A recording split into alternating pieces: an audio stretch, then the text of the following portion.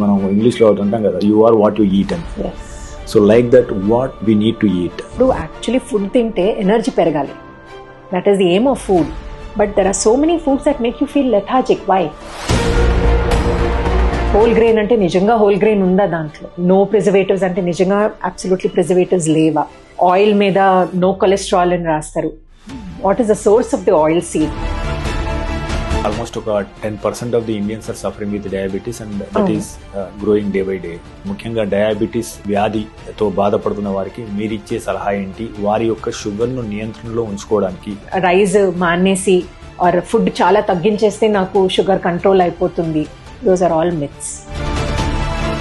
ఇప్పుడు low glycemic index rice అని చాలా రకంగా వస్తున్నాయి. Diabetic rice, low glycemic index. నిజంగా అది లో గ్లైసమిక్ ఇండెక్స్? నిజంగా does it not bring up your sugar levels?